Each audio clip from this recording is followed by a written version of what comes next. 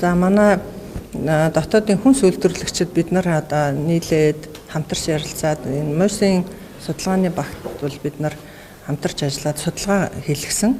Тэгэхээр энэ хилцээрээс одоо яг ямар үр дүн гарахаар байна гэдэг дээр судалгаа хийлгэж үзэхэд бол ерөөсөө манайд ашигтай байхгүй байгаа. Яг үүндээ бол алдагдaltaй ийм л байдалтай байгаа. Одоо ингээд нөгөө экспортлох гэж байгаа болон импортоор татвараас чөлөөлж орж ирэх гэж байгаа бараа бүтээгдэхүүний хувьд ингээд харах юм бол одооны манай экспортлж байгаа бараа бүтээгдэхүүний хувь нь одоо нийт экспортын 36% ч юм уу.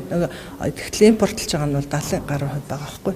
Тэгэхээр одоо энэ худалдаанаас бид нар 2.8 тэрбум долларын алдагдaltaй байгаа. Тэгээд энэ бол улам л өсөхөөр ер нь Монголд бол товчхондоо хэлбэл ашиггүй гэдэг ийм судалгааны дүн бол гарсан. Тэгэхээр одоо ингээд эрдэмтэн судлаачдынхаа энэ судалгааны үр дүнг бас холбогдох яамд нас танилцаад энэ шийдвэртээ бас зүйтэй хандах байхаа л гэж найдаж байна.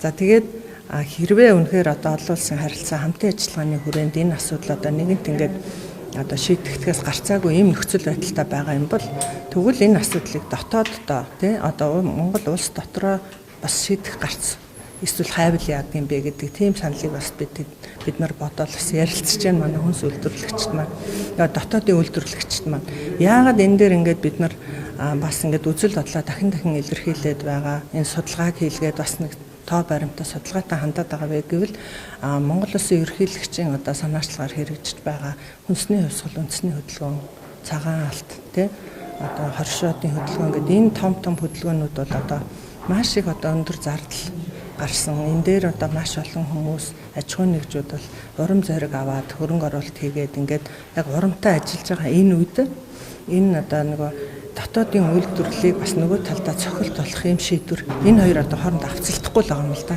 Эсрэг үйлдэл болоод байна ш. Нэг талаасаа дэмжих бодлого явчаад нөгөө талаасаа түүнийхээ одоо хүчийг суулруулах, тэгээ сааруулах юм одоо хилцээрл болох гээд байна л да бодит байдал төр.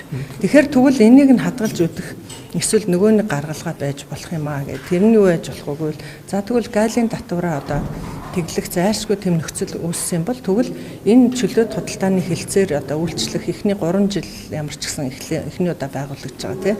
Тэгэхээр тэгвэл энэ хугацаанд дотоодын үйлдвэрлэгчдийнхаа хамгаалахын тулд саяны хөтөлбөрүүдэд үр дүнтэй байлгахын тулд дотоодын үйлдвэрлэлийнхаа нөөцийг 5% болгоч. Хэрэг тэх юм бол бас боломж байна гэж бодож байна. Тэгэхээр ийм гих мэтийн ийм юу гэдэг одоо ийм маш улсыг хамарсан бодлогын шинжтэй юм томоохон шийдвэрүүдээ үр дүнтэй болгох энэ алхмуудыг бол шийдвэр гаргахчид бас авч хэрэгжүүлэх нь зүйтэй л гэж харж байна. Өндөг одоо тараг гэдэг ч юм уу цөөхөн нэр төрлийн бүтээгдэхүүн дээр л одоо татвар тэглэсэн. Тэгэхээр үндэсний томоохон одоо нэр төрлийн бүтээгдэхүүнүүд дээр бол одоо эрс төвшрохоо гэж байгаа. Та яг тодорхой яг ийм одоо төрлийн бүтээгдэхүүн дээр одоо татваргүй болчлоо. Эрс төвчрохоор гэж тодорхой мэдээлэл бас тодруулж. Яг одоо биднэрт бол яг эцсийн байдлаар маш тийм тодорхой мэдээлэл бол яг алга байна. Гэхдээ яг яригдж байгаа зүйлүүдийг одоо ямарсан яг шууд их сурвалжаас нь биш ч гэсэн дам байдлаар бол сонсоод л явж байгаа. Тэгэхээр эцсийн шийдвэр бол одоо яг тодорхой болсон хойно нийтэд одоо биднэрт ирэх байхаа гэж бодож байна. Цаашдаа тэгэхээр та нар ямар хангамж авч ажиллах вэ? Ер нь бол яг энэ дээр би түрүү яг хэллээ ингээд бодлогын хувьд нэг баруун гараараа дэмжиж идэг, зүүн гараараа нөгөөдхийгөө дэмжихгүй болоод идэг нэг ийм авцалдаагүй энэ шийдвэр юмнаа л одоо нэг цогц болгооч. Үнэхээр дэмжих гээд байгаа юм бол үнэхээр дотоодын үйлдвэрлэлээ хөгжүүлэх гээд байгаа юм бол хүнснийхээ аюулгүй байдлыг хангах гээд байгаа юм бол тэр бодлоготой тууштай байгаа ч.